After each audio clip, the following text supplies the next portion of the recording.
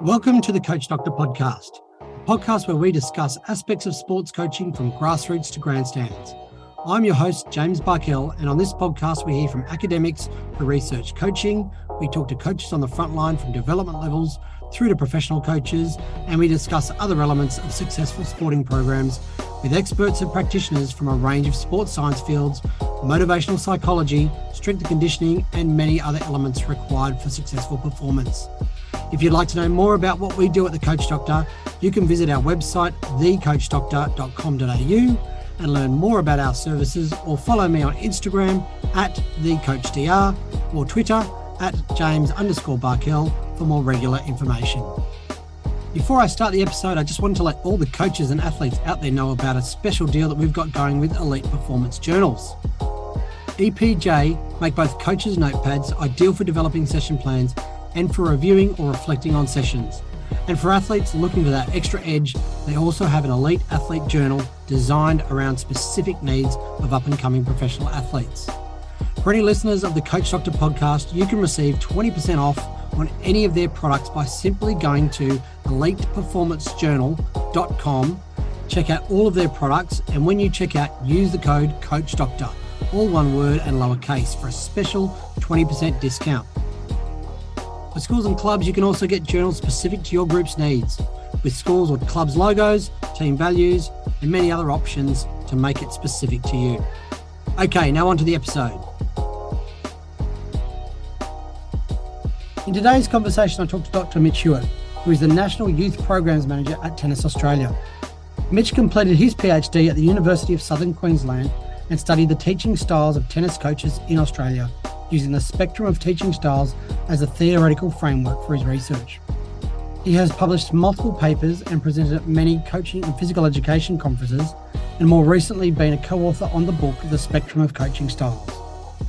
In this episode, we discuss how to implement some of the coaching styles on the spectrum and discuss their roles in coaching at all levels, from foundation to elite.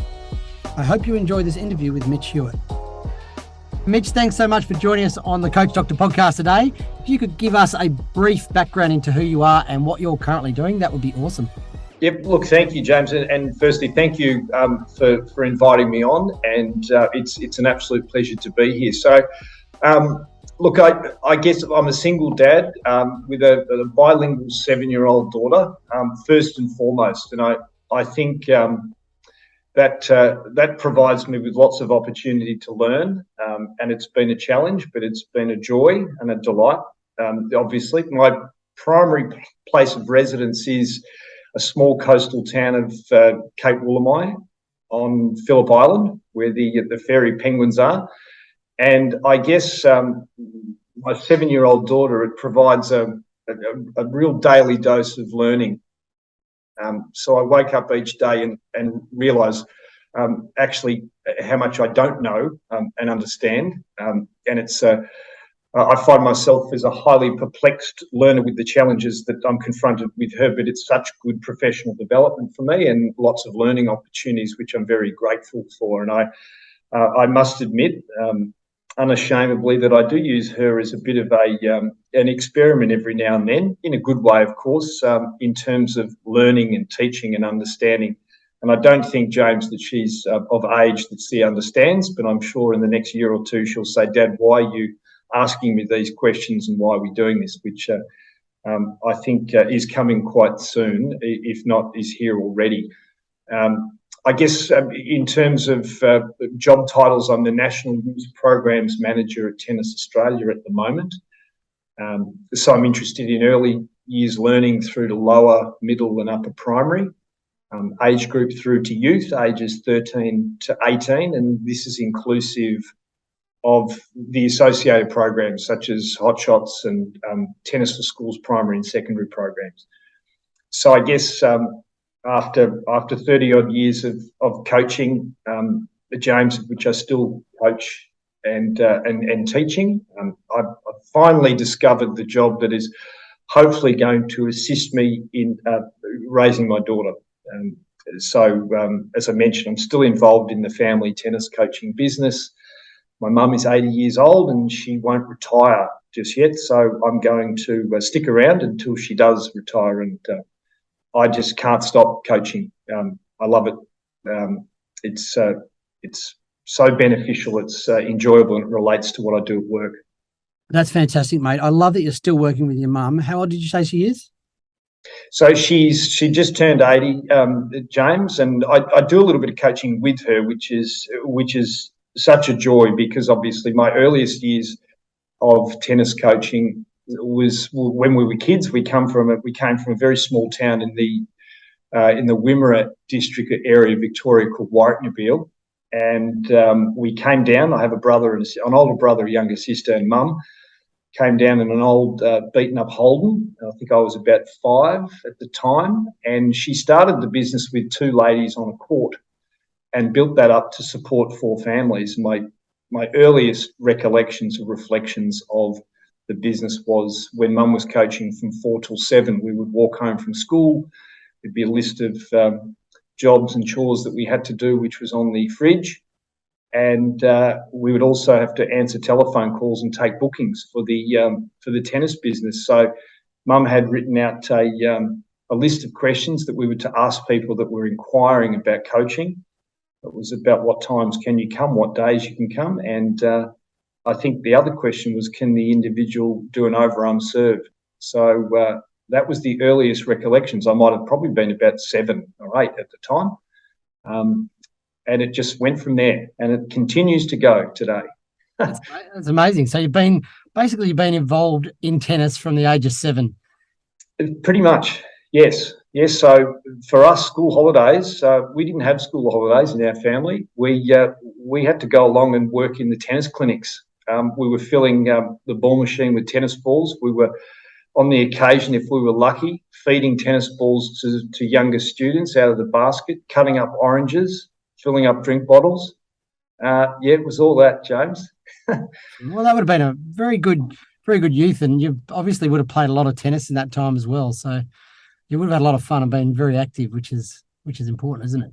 Absolutely. Look, we would spend most of the weekends at the local club, watching mum play. Mum was a very good tennis player, and we all played tennis as juniors. So we would spend the entire weekend at the club, and we knew all the players, and we had all our friends and mates there. So it was a wonderful, safe environment. It was, socially a great place to hang out and to play and to muck around. Really, it was tremendous. Yeah. Did you play many other sports growing up as a kid, or was it just tennis your main thing? Yeah, look, I wanted to be a VFL league player, James. So I went to Caulfield Grammar and played footy there, and I was lucky enough to get drafted to St Kilda because we were in the zone. This is back in prehistoric days, of course, where you were zoned to a particular club, and I happened to barrack for St Kilda as well. And John Beveridge came down, and he was watching some of the matches, and I kind of ended up at St Kilda for a very brief amount of time, James. I don't think I was much good, unfortunately, but I got a tour around the club, played a couple of under-19s matches, and then I actually went overseas. So I can't recall what made me do that, but after all those years of really wanting to be a league player, unfortunately the talent wasn't there for me to do that, but I still enjoyed the opportunity, and it was John Beveridge was a lovely guy, and so that was really the other sport that I did play, that and tennis. Okay, nice. Mitch, one of the themes in this podcast is the attitude towards continued learning of a lot of the people I tend to interview. How important is continued learning and professional development in the area of coaching? Yeah, well, I mean, James, it's a really good question. And look, continued learning and professional development in any discipline is imperative. Look, from a pragmatic perspective, I guess, James, one can't expect to effectively teach, coach, facilitate, guide, or any other sort of synonym you wish to use there, in the absence of acknowledging the necessity of non-stop learning, due simply, James, to the ever-expanding production of knowledge in the domain and discipline of coaching. So to this point, recall reading a quote somewhere that, who dares to teach must never cease to learn. And really, it's a professional obligation to keep learning due to the copious amounts of areas related to coaching, as I mentioned. One such example, I guess, is the narrative and dialogue of Robin Jones and coach as educator. So once we started to see the coach as so much more than just a coach, which potentially operated and focused in the psychomotor or the physical or the technical elements of a sport or movement experience, and shifted to coach as educator, this obligation and expectation exposed the learner or the coach to a new galaxy of knowledge. So, as someone once said, I'm not sure who it was, you might know, James, one can never be too overdressed or too overeducated. So the daily evolution of knowledge is hard to stay pace with, as we all know. So I just think it's an expectation if you're going to be effective and efficient and do justice to the people that you're coaching and teaching and having interactions with. So, Mitch, without embarrassing you, I understand you were one of the integral people behind the development of a Tennis for Schools Australia program that uses a games-based model, and it's had absolutely amazing reviews. And quoting other people, it's one of the best sports programs around. Can you tell me what you did and how you implemented this in this program? Well, firstly, James, thank you for the very kind words, and I don't know who you had to pay to get that commentary, but thank you very much. Look, I certainly don't profess to be the one behind it. There were many others that contributed to what I really called it just essentially a genuinely worthwhile educative resource for teachers and coaches, which was necessary at the time. I guess it was specifically designed to assist teachers in solving their problems and challenges at school as a teacher in all the many demands that the profession presents. So we wanted to provide a very real link to the Australian curriculum, health and PE, and appealed to the achievement standards outlined for each band from foundation to year 10, I should say. So it was also, from my perspective, placing tennis back on the agenda. I guess at the beginning of the project, I reflected on my own sort of teaching experiences in primary and secondary, and I must admit, as a very poor secondary science teacher, that's another story. Tennis just wasn't part of the PE and sports schedule for the majority of students at the different schools I taught at. And it was almost like a default decision of many teachers that if you were going to teach sports, James, in the net, court and wall category, if that's how your school structured up their PE programs, they kind of went to volleyball, squash, table tennis, badminton, rather than tennis. So I guess in order to introduce tennis as a genuine educative contender worthy of teaching, we had to remove probably some of the well-ingrained historical barriers. For example, that the perception of tennis is a highly difficult sport to teach, that you need lots of space, you need full-size tennis courts, full compression balls, and it had to be highly competitive with full-size rackets. So in a nutshell, that was the background to it and the objective. Why do you think it was so successful? Yeah, look, I think, James, as I stated, the strong educative connection to the Australian curriculum, health and PE, its simplicity, I guess, James, as well, together with its comprehensiveness in relation to structure and the readability and usability of it. It can be applied to other sports. Mm-hmm. I think I'm allowed to say that. Yeah, I think I am. And the assessment resources are very easy to use and apply and relevant. So essentially anyone can use it. And I guess in a nutshell, that was a large contributor to perhaps why it's so successful. Okay.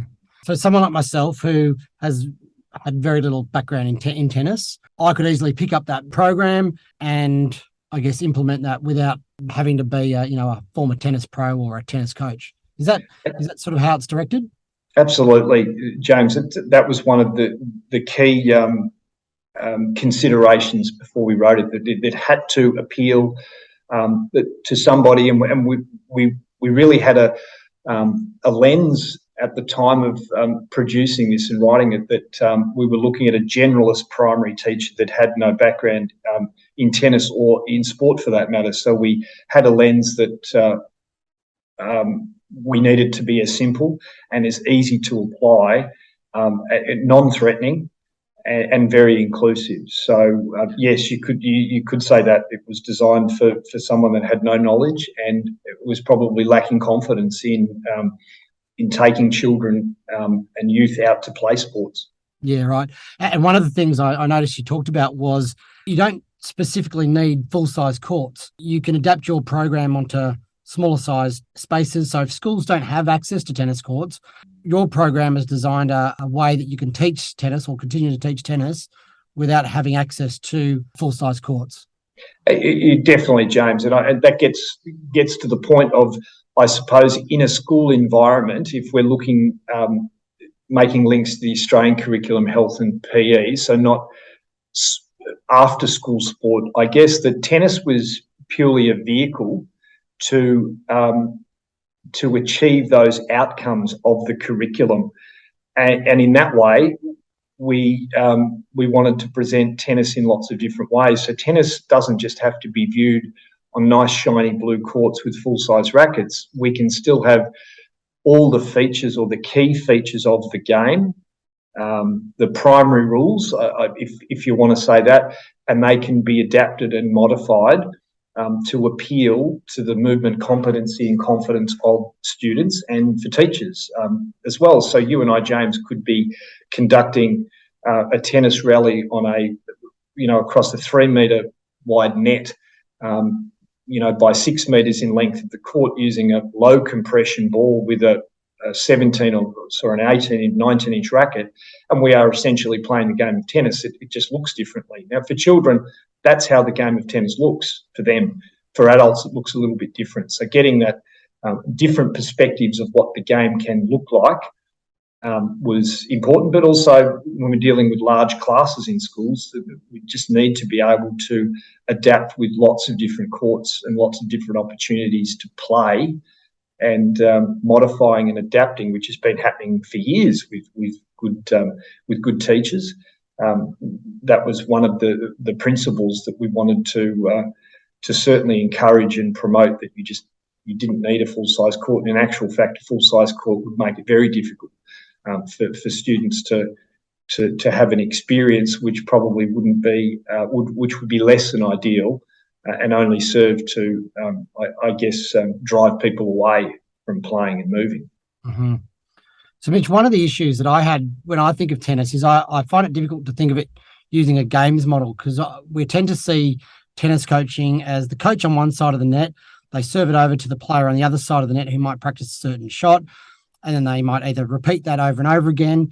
But in a school setting where you've got, up to 25 kids in a class, sometimes even more, you might have long queues of students waiting to have one hit, and then they have to go to the back of the line, wait another period of time before they have the next hit. How did you adapt your program so that you, minimize queues, minimize waiting times, and increase time on task for the students? Yeah, look, firstly, James, I think to your first point in this question, we really had to understand what our game was. And I think, unfortunately, we were guilty of predominantly teaching it like a closed skill. But tennis is not like darts, for example. When you play tennis, the ball is permitted to come back, and it often does come back. With darts, obviously, you throw the dart and hopefully it doesn't come back at you. And I think that historically we have potentially misunderstood our game, and we haven't quite taught it the way the game is made up and the rules and the features of the game. So we had to change that perspective, that the rally is the essential or the key aspect of the game, projection and reception, and to make it representative and to get that transfer of what you practice and then what you play in a game is quite similar. And obviously Ian Renshaw talks a lot about that with the representative nature of practice. And secondly, we had to appeal to what most people really wish to do in our sport, James, and that's to play. So playing tennis, historically in many respects, singly defined by a fed ball by a coach to a player that hit the ball back, with the particular focus on the psychomotor or the technical elements. Having said that, James, that, not one size fits all, and I'm a huge advocate for using lots of different teaching styles. But if you're going to, close a skill down and perform some practice, then to quickly inject it back into the game, I think is important. And they were some of the principles that we certainly used, that it was very much around a game-based approach. So to qualify that statement, it's game-based, not game only. So it does allow for students and teachers and coaches to practice and to get that repetition of practice, and then to put it back into the representative nature of a game, and in the case of tennis, projection and reception, I guess. And the teaching tennis is a series of episodes, I guess, learning episodes. And that was also linked, I guess, James, to our focus on personal, social and emotional elements as well, that was just as important, the interactions between students, and that certainly appeals to the curriculum, and in particular that strand within the HPE side of it as well. So they were essentially the two things that we had to target, James, to change or to reassess our view of what tennis is, because certainly, as you mentioned, with 30 kids you can't have lines, and you can't have children waiting. And certainly within a school environment, that's not the purpose. The purpose is to get lots of repetition of practice and lots of opportunity to play, with the emphasis less being on the technical side and more on the playing and the movement side of things.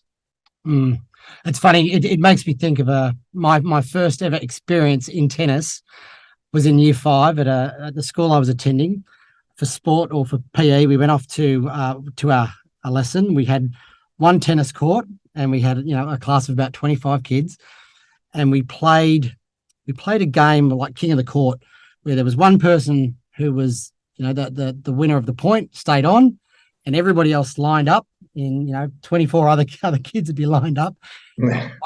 They'd wait for however long it took before they got their go again. But I finally got in, and I remember, and to this day I still believe that my call was correct. I think it was off the serve or off, a hit straight back to me, and the teacher said it was out, was in, and I left it, and I argued the toss. I got sent to the principal. I wasn't allowed to argue with the teacher, and I got the cane. I got the cane for arguing the toss of where the ball landed. So things have definitely changed since then, I believe. Well, yeah, and thankfully that cane's disappeared. I'm not sure about the arguing. I think that's still there, but hopefully that didn't deter you, James, in pursuing playing tennis again. But I know there's lots of stories that are quite similar that aren't strengths based, are they? And they're not really designed for the player themselves, I guess, and I suppose we're just creating ways, or we had created ways for people to be turned off to play tennis, and the very small percentage of competent people or individuals, they thrived, but the larger majority that weren't movement competent necessarily certainly had a less than desirable experience, and we did more harm than good. You had the competent people in those scenarios who would probably stay on the court for predominantly most of the lesson, and then you'd have the rest of us lining up one at a time. You'd be on for 5 or 6 seconds, then you'd be off, and then the next person. And if you think about it now, that the pedagogy behind it, like the time on task, was ridiculous. But anyway, yeah, for sure. We're in a new world now. We've got brilliant people like you that are doing great things in for the sport and for students in schools as well, which is fantastic. Mitch, I'm going to rewind a little bit now, and I'm going to go back to your earlier days when you completed your PhD at the University of Southern Queensland. Tell me what your research was about. Yeah, so look, the title of my thesis, James, was, and I had to write this down because I actually did forget what it was. Maybe I suppressed all that memory of that 6 years of torture that I endured, many of us endured, but it was Teaching Styles of Australian Tennis Coaches, an exploration of practices and insights using Mostyn and Ashworth's spectrum of teaching styles. My principal supervisor was Ken Edwards, who was very supportive and terrific, and such an important mentor, and still is to this day. And I was lucky enough also as an assistant supervisor to have Sarah Ashworth as well. I'm very fortunate to have her expertise, obviously, as the co-creator of the spectrum. But that was the research project, and it was a used survey questionnaire, interview and observation. So survey questionnaire of 208 tennis coaches. Did interviews with 12 of those and observations as well, and one extended observation and interview over a week. How did this inform your future direction and practice as a coach? Did it solidify your thoughts, or did it completely change your way of thinking about coaching? Yeah, look, it's a good question, James. Look, what it did for me, I think it provided evidence-based data to some of the anecdotal perspectives that I had gathered over the years of coaching and teaching and talking to different people. And I know it sounds simple, I guess, but the educator's intent, during or before, during and after sessions is so imperative for the coach to validate outcomes. So I guess through being exposed to the spectrum, and when I talk about the anatomy of a teaching style, that there's an aspect where teachers and coaches really need to have plenty of clarity of intent prior to their coaching session. So this would be referred to as pre-impact, if I use spectrum speak. And then there's during the lesson or the session, which is impact, and then post the session, post-impact, which is the assessment part.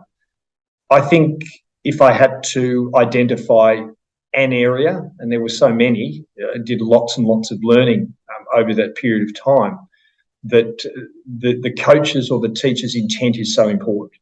It doesn't mean that you can't be flexible. You certainly can. But this was something that Sarah Ashworth and I spoke a lot about, that in any episode that a teacher or coach is going to pursue, that there must be a very clear intent and a clear objective for what is to be achieved. So I guess that's the one of those key elements for me, and not for the coach or the teacher to be idiosyncratic, to be far more bespoke, and to not claim to know exactly what the student needs, or to enforce an opinion about what they need is asking the student and the player what they need as well. So including them in the conversation to some extent, or to really a great extent. I suppose this notion of empowerment and having that conversation. For coaches who are listening and want to understand that a little bit more, what is an example of a way a coach can have a pre-event impact for the athletes or for the students? In terms of a teaching style, James? Yeah, I guess in terms of a teaching style, you referred to a pre, during and post impact. Yep. I'm just trying to get my head around, or an understanding of what that might look like in terms of a pre-impact. Would that be at the start of a lesson or a start of a training session, or is that something that happens even earlier than that, and it's something that I guess we're informing the athletes or informing the students about what's coming up? Yeah, absolutely, James. So the spectrum of teaching styles is about decision making, essentially. So there are 11 styles, start with A and go through to K. And so if we look at the first teaching style, which is command style A, and this is where the coach or the teacher is making all the decisions in the pre-impact phase, and that would be referring to the planning stage, James. So prior to a coaching or teaching session or episode, I'm making all the decisions about what is going to occur in that particular coaching session. If we then move to the impact phase, so you and I are In the swamp of practice, we are playing. We are right in the middle of a coaching session with command style A. The coach or the teacher is still making all the decisions. And when we then shift to the post impact, which is the assessment part, which is after the coaching session, and in the case of command style A, the coach or the teacher is still making all the decisions there. A good example of that might be, let's use a tennis example, and then I'll use another example after that. Tennis example might be that the player is copying the coach. So the timing of the action, let's use a serving action, and they are copying me doing a serving swing. So I'm making all the decisions about the pace of that swing, the timing of the swing, exactly where to stand. I'm making the decisions before the activity starts. This is what we're going to do. While we're doing it, I am still making all the decisions to instruct the player what to do. And then afterwards, I'm giving the feedback and I'm providing those assessment aspects to it.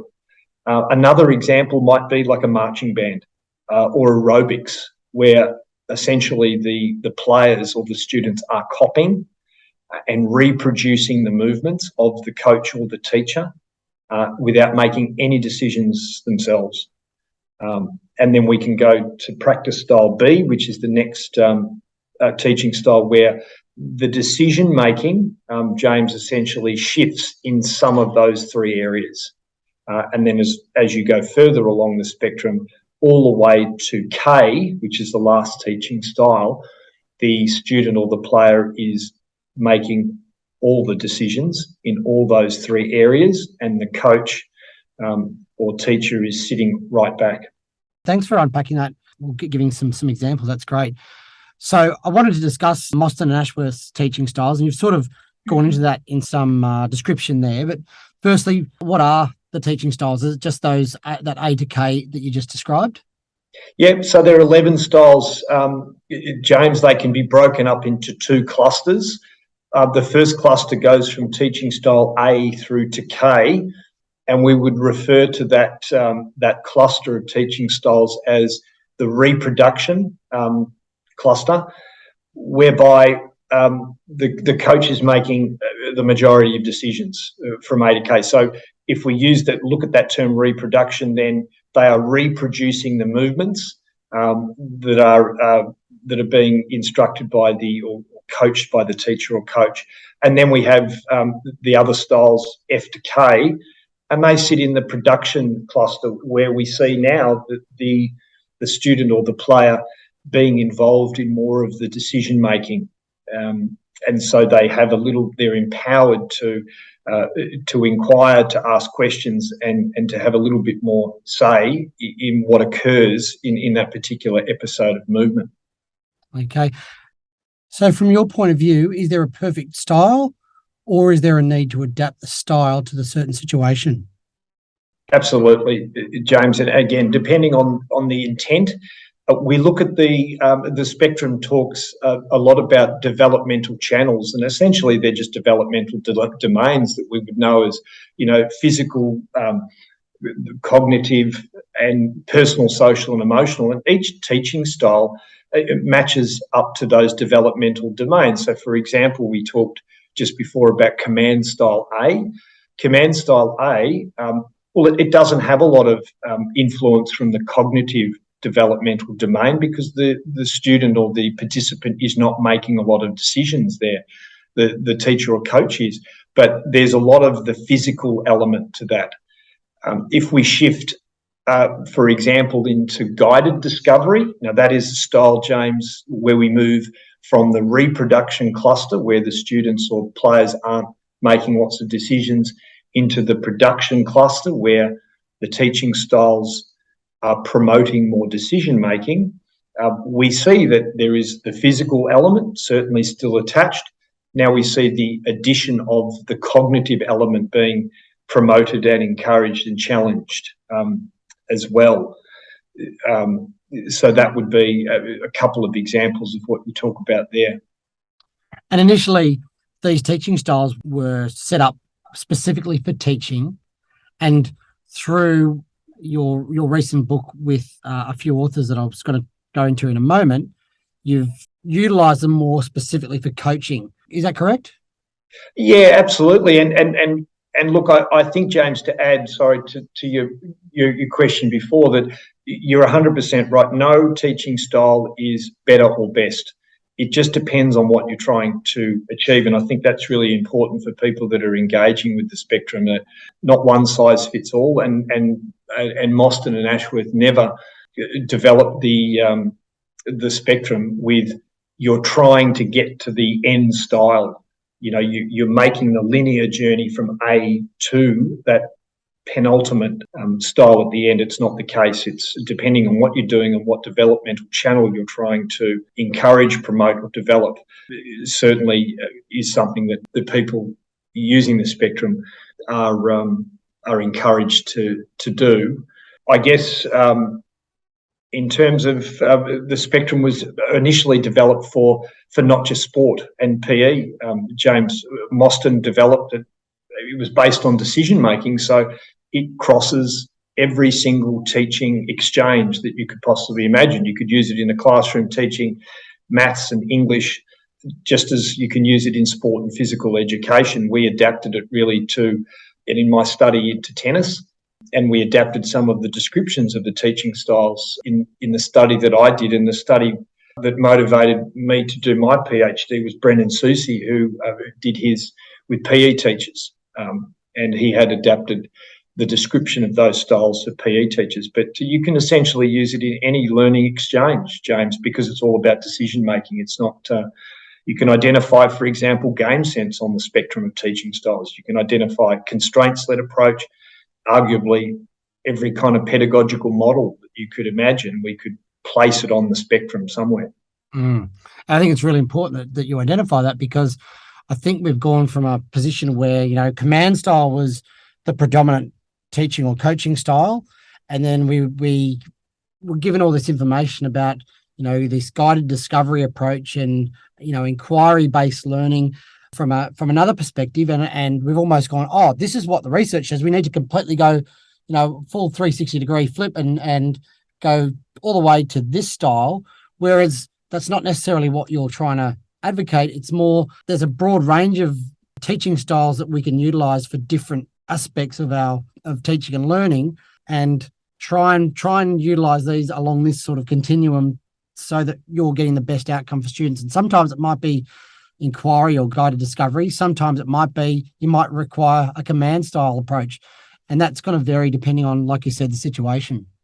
Definitely, James, and seeing coaching or teaching as a series of episodes, and as you correctly articulate there, that you can be using different teaching styles that are attached to those different episodes in a particular coaching or teaching setting or session, for that matter. And the research too revealed, James, the notion of canopy teaching styles, that you can be using elements of different teaching styles in one episode. So, for example, and I think you provided a good lead-in and suggestion for this, that I could be using elements of command and making some of the decisions while also using elements of practice style B. And we get a canopy teaching style. And that's what came out of my research, which was quite exciting. It was the first time that it had been researched. And while canopies had been spoken about theoretically, they hadn't been researched academically before. So therein lies the flexibility with teachers and coaches, that you don't have to stick to one particular style. You can have canopies of different styles that mix and match together. But I think what is important when you go down that pathway of using canopies and different styles and mixing them, there has to be a very clear intent prior to, and that was something that Sarah Ashworth certainly made very clear to me, that it shouldn't be just, oh, wow, a canopy has popped up here. It had to be planned prior to give it validation and some direction. Okay. I think it's a great message, and I think it's definitely something that a lot of coaches could investigate in more detail. Mitch, you recently contributed to the book The Spectrum of Coaching Styles with Shane Pill, Brendan Susi, and Joss Rankin. I was really interested in one of the chapters, Coaching by Problem Solving, Convergent Discovery. Can you explain what convergent discovery is in a coaching framework? Absolutely, James. So this is a sad reflection of my life that I can actually, word for word, reproduce or regurgitate the definition from Moss and Ashworth's Spectrum of Teaching Styles of convergent and pretty much all the styles, which is a sad state of affairs, I know. However, convergent style G, so these are styles, as you indicated, they sit in the production cluster. So this is where we see students making more decisions and the coach handing those decisions over to the players to problem solve, essentially. So convergent develops the cognitive capacity or the decision making, but to individually discover a single anticipated response. So if I was teaching you in a convergent style G, there would be a problem for you to solve, and that problem has one single answer. And my role as the coach, not so much to guide you, because convergent is further down the spectrum and guided discovery. And I might just add that guided discovery is like climbing stairs. So I ask you one question, you answer it, you move up to the next step. I ask you another question, and it leads you, James, all the way to the answer. With convergent, you have a level of flexibility and time to solve it on your own. Now, I will point out that this challenge or this question in convergent, which has one single answer, it must be new and it must be unfamiliar to you. If you already know it, then we have to go back to a teaching style in the reproduction cluster, because essentially, James, you are now just committed to memory and you are reproducing knowledge that you already know. So it's important, I think, for teachers and coaches to understand when we are operating in these styles that they need to be unfamiliar and new situations for the player and for the student. And I guess if we look at divergent discovery, which is probably a good example and might clarify for some of the listeners, is divergent discovery style H is pretty much the same, but there's not one right answer, James. There are multiple right answers. So if I use a tennis example, to a player that is unfamiliar, this is new stimulus for them, I might pose the question as simple as, what are the different ways that you can win a point when you're playing tennis? Now, there are lots of different ways that you can win a point. The key to this style, as I mentioned before, is that we have to know our player and student that they are not just reproducing knowledge, that this is genuinely new knowledge that they're discovering. And therein lies the challenge when using the spectrum, to ascertain what your student or player knows, and then you will really know what style is being effectively used. I hope that made sense. Yeah, it does. I think that's a great explanation. I was wondering if you had an example of a convergent situation. I think you just explained I gave it a divergent example. What would maybe be a convergent example? Again, using tennis, if that's easiest. Yeah, look, I think I've used an example like this before, but it might be, James, that how do you effectively hit a kick serve? Now, there's a couple of answers. We might refine it to, in which way would you hold the grip to achieve a kick serve? Now there's some range of, there's some degrees of freedom here, but essentially that you have to twist. If you're a right-hander, you need to move your wrist or hand further to the left of the grip to get a desirable angle to be able to brush under and across the ball to get the ball spinning from a sort of a diagonal left to right aspect to get that kick off the ground. So you can't really use a slice grip or a continental grip, we call it, to achieve a kick serve. Some players may be able to, but it's terribly uncomfortable. So that might serve as an example of a convergent, that there's really there's one right answer. There's one desirable response or answer to that outcome. Okay.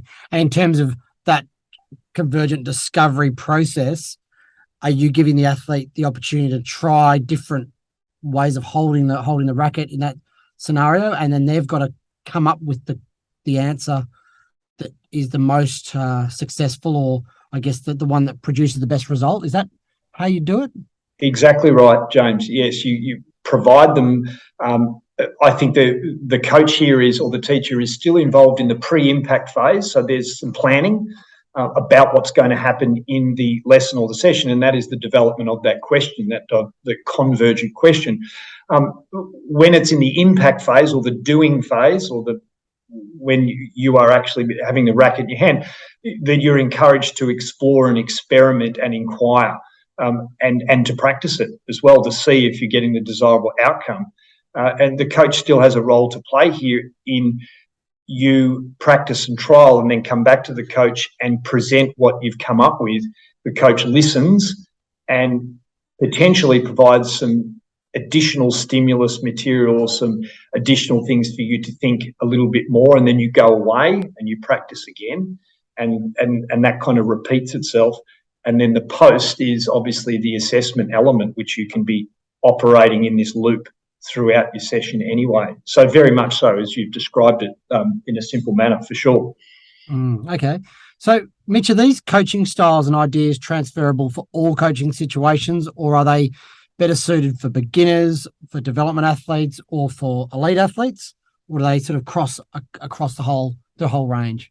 Great, good question, James. Yes, well, look, we would assume, and again, this assumption being that, for more accomplished players that have more skill, that the more proficient and the more experience you have, potentially, the more that you've learnt and the more that you can reproduce the knowledge. So for a beginner who doesn't have a whole heap of knowledge, we can use certainly all of the teaching styles, and it's quite easy to use the ones in the production cluster because they don't have a lot of knowledge or prior knowledge.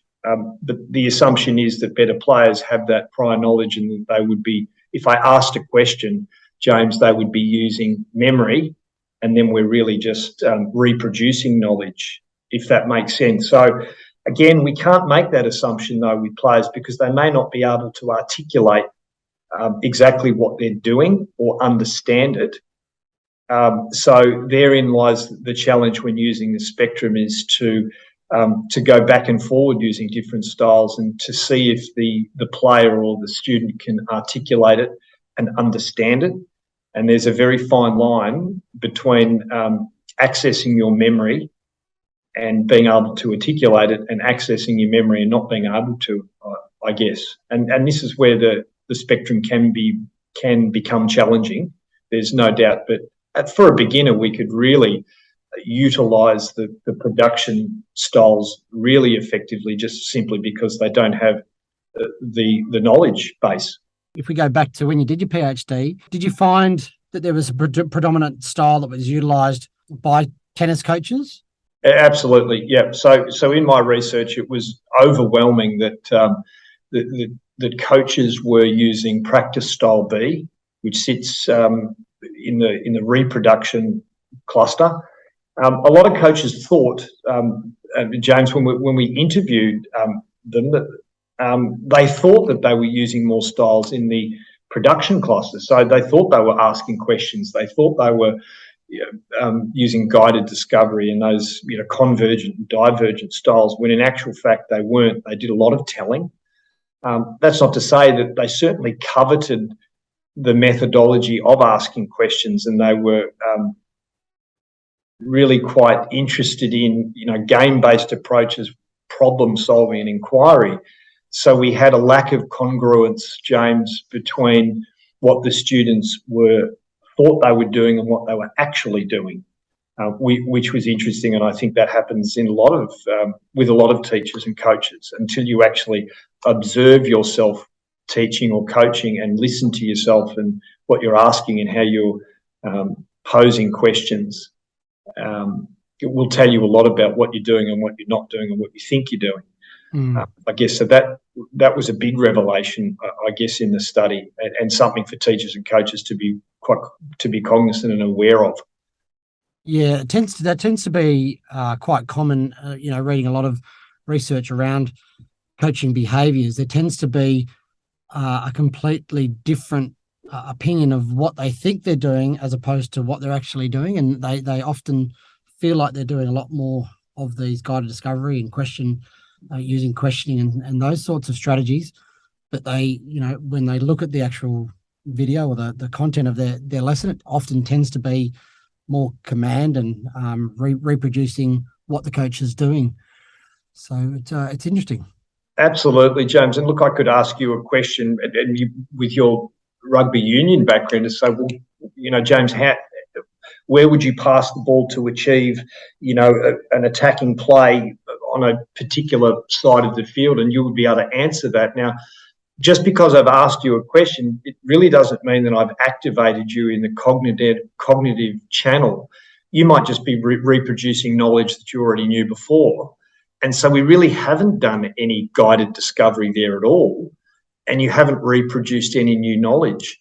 We're essentially using practice style B, where you've just accessed your memory. So this is something I think for coaches and teachers to be aware of. Just because you ask a question doesn't mean that you have genuinely engaged in this problem solving and activating the cognitive developmental channel of the individual.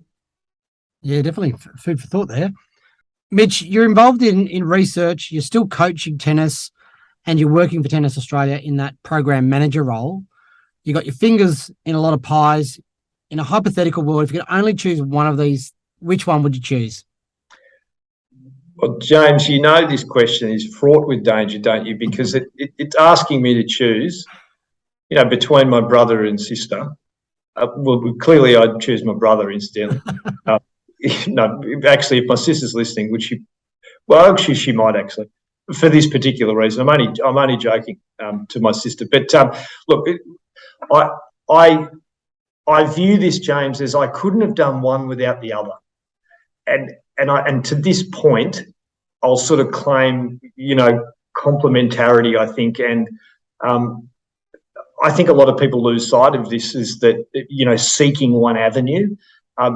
And that there are many common and complementary pieces to the entire puzzle. So I look at this and in answering your question, to say, well, look, I love coaching, but the work that I do at Tennis Australia informs what I do with coaching and vice versa, and research. So I guess I am sitting on the fence a little bit here, aren't I, James? But I truly believe that to be successful in one area in these disciplines, and in particular my context, I couldn't really have achieved or done the learning and continue to learn without all the things working together, I guess. I don't know if that's answered your question. It probably hasn't, and I've probably sat right in the middle of the fence. No, that's all right. You're allowed to sit. There's no judgment here. You're allowed to sit in the fence. It's okay. I guess it goes back. I asked a similar question to Professor Chris Cushion a few weeks ago, and I think we sort of developed the question to: does it help you become a better coach having that research background that you've done, or does it, and vice versa? Does it help you become a better researcher into coaching tennis with your tennis background? Do you think that? I think you've sort of answered that. Do you think that's made you better at, I guess, both aspects? Most definitely, James. Yes, Chris and yourself have articulated that far better than I could, and I 100% agree with that. Definitely, and I just think it makes perfect sense, doesn't it? You're just more informed from whether from an academic or a theoretical side. It provides you with that foundational knowledge to reflect on. And equally, the importance of, in the swamp of practice and dealing with anecdotal things that occur that not necessarily aren't evidence-based, but are just as important, I think, and both complement each other. So I would agree with that 100%. All right, you continue to do some work with the University of Canberra, and you're heavily involved in the Australian Council for Health and Physical Education and Recreation, or ACHPA. What did these roles entail for you? Yeah, look, I've been lucky enough to lucky enough to ride on the coattails, James, of some really good friends of mine and colleagues. Shane Pill, Brendan Susi, Josh Rankin, and John Williams, and many, many others.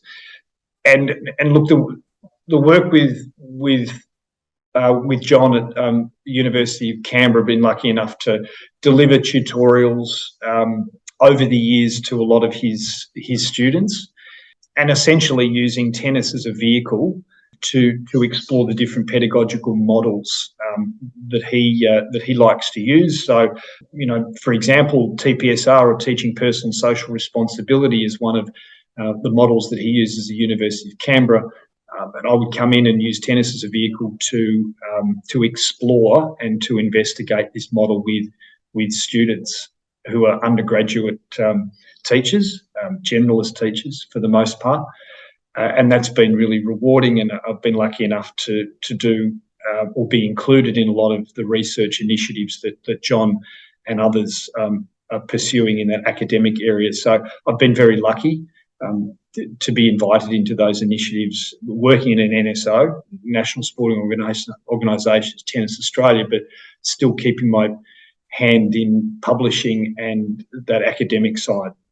And so that's the link with John, and we have a few things in the pipeline at the moment. As far as ACHPA have been great supporters of Tennis Australia over the years, and so I suppose my role there, it's certainly not formal and official attached to ACHPA in any stretch, James, but having been invited to present at lots of conferences, I've done a few keynotes, been lucky enough to do that. So I'm very fortunate to have the support of ACHPA and tennises as well. So that's been a really fruitful and enjoyable relationship that continues to this day. Yeah, awesome. Mate, it sounds like you're doing a lot of really, really good things. Before I go to the last question, I'm just going to go back to your book, and I mentioned this to you earlier on before we started the podcast. I'm in the process of marking a lot of assignments at the moment at my university, and I mentioned to you that a lot of the students had been referencing your work on the spectrum of coaching styles. How does that make you feel, knowing that you've got a whole heap of young people that want to become PE teachers in the future, or coaches, are reading your work and, I guess, implementing a lot of your ideas both in their academic writing and then hopefully in their practical experiences? Yeah, well, look, it's very, very kind of you to say, James, and thank you for mentioning the book. Certainly, Brendan, Joss, and Shane Pill were, really the drivers there. And I think it's a wonderful resource. And I'm just happy that I was able to be involved in a project like this that contributes to people potentially, learning some new things and becoming more confident and competent in becoming a teacher or a coach developer or whatever vocation within the education discipline that they choose. So I'm delighted that if they're reading and they're thinking and also challenging some of the ideas, but at the very least it gets them thinking and engaging with it, which I think is tremendous. So I'm just happy that I can contribute in some small way to that pathway and avenue and story that I've been through and continue to go through. Okay, that's great. Now, before I go, I wanted to chat about one of your videos that you posted that I absolutely loved. And being the father of a daughter, a young daughter who loves Frozen, so apologies to all those coaches who don't have daughters and have no idea what we're talking about. But Coco's Arendelle, tell me about it, how you came up with it, and why you came up with it. Yeah. Okay. So, James, the backstory to this was a paper. This was pre-COVID that Shane Pill and Rick Baldock, who is another very great mentor and friend of mine, we sat down and wrote a paper called Driveway Tennis. And it was just through discussions, of which I have lots of discussions with both of them. They're very dear friends and really important mentors for me. And we did a concept paper essentially on driveway tennis and appealing to the informal sporting experiences. And that led to one of the projects here at Tennis Australia developing home court tennis. And as part of that project, we did lots of filming of tennis in and around the home. And those resources are still available, online at Tennis Australia. But one of the videos was of my daughter at the time, who I recall had a broken left arm as she fell off the skateboard. And I shouldn't really be laughing, should I? But she did, after I told her not to get on it. But, of course, that never works. So it was on the deck of at the back of her house, and we set up just some paint tins, I believe, and there was a rod that sort of sat across the two paint tins, and we played a little rally game. However, what I had to do, James, to actually engage her in this particular activity, I had to find a way that appealed to her, because she wasn't motivated just to grab a racket or the ball and throw this ball over back and forward over this over the paint tins, to demonstrate a little activity that's appropriate for a. I think she might have been 5 or 6 at the time, of what would have been appropriate in the back deck of your house, using just equipment and taping some lines to create a court. And I think that too many of us are guilty of seeing a child's world through the lens of an adult.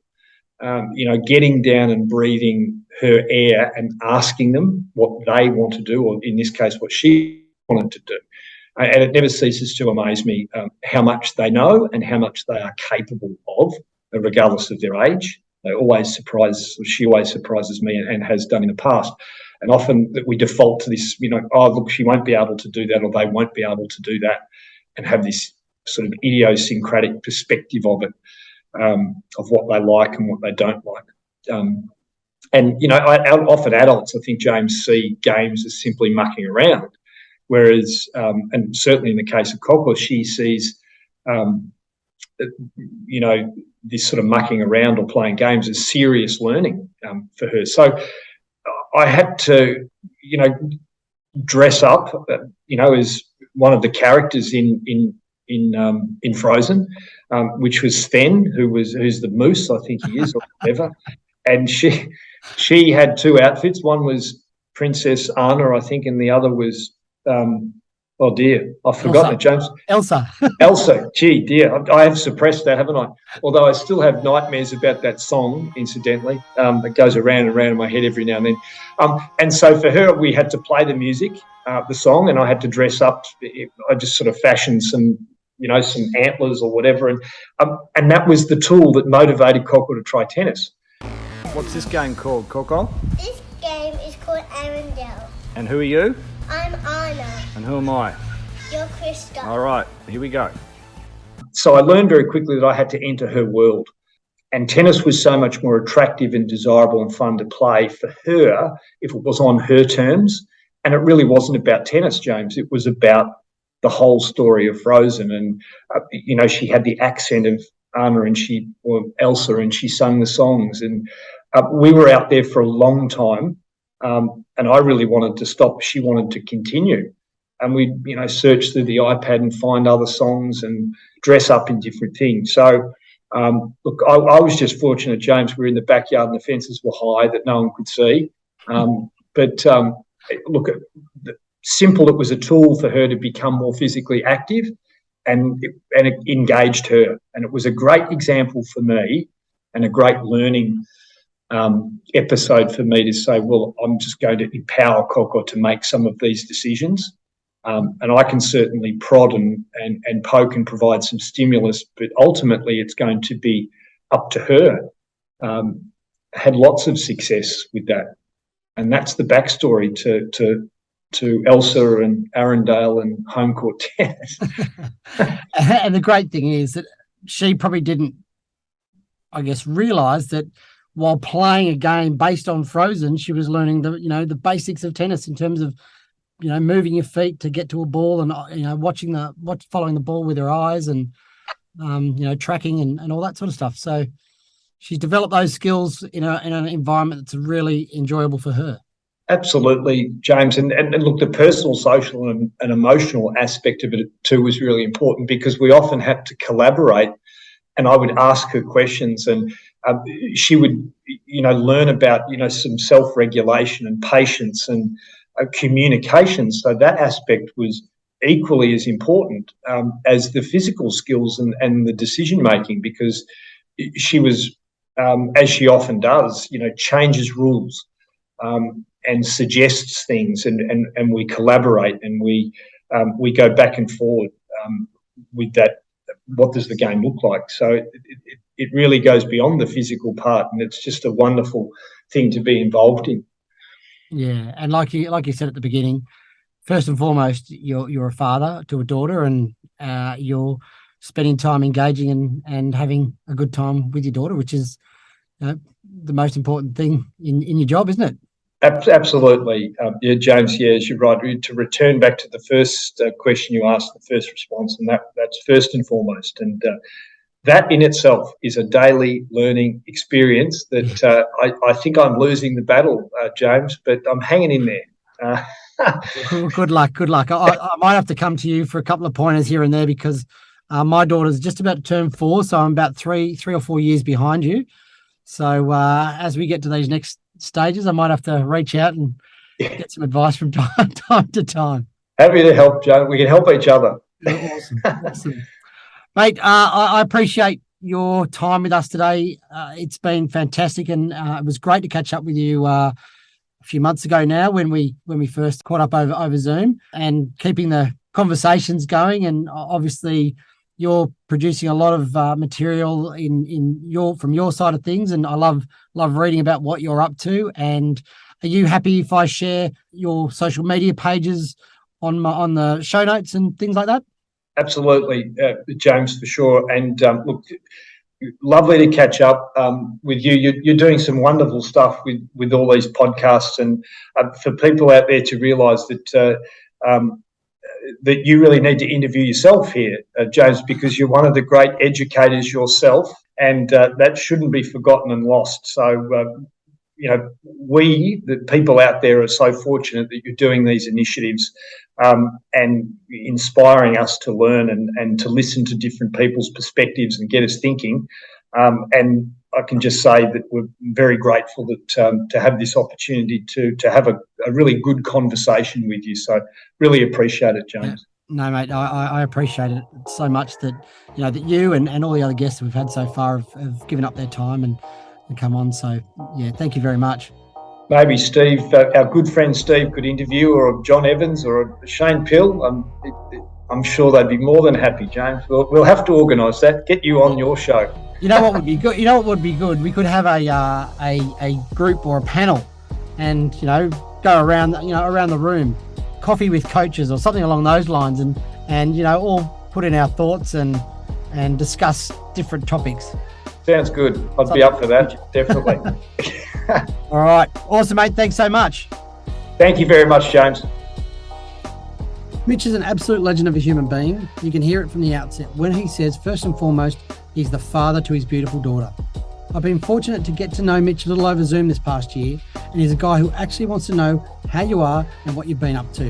It really comes back to that idea of developing connections with people, and he seems to do that very, very well. We know a lot of the same people, and when he talks about colleagues that I work with, he's so positive about them. He has a wealth of knowledge in the PE teaching and coaching business, and he's always extremely humble and modest, always playing down his achievements and promoting his colleagues before himself. It is, however, very easy to see that he's a very smart and passionate man. I love the way Mitch talked about implementing the spectrum of teaching or coaching styles in sessions. Often a lot of this information is hard for practitioners to utilise due to the academic jargon that is used and the access that they might have to research. Mitch puts a lot of the information in very practical words and formats that's easy for coaches to consume. If you've enjoyed this conversation, please pass it on to your colleagues, your coaching teams, and your friends. And as usual, in the meantime, keep on learning and growing as a coach, whether you work at the grassroots or in the grandstands.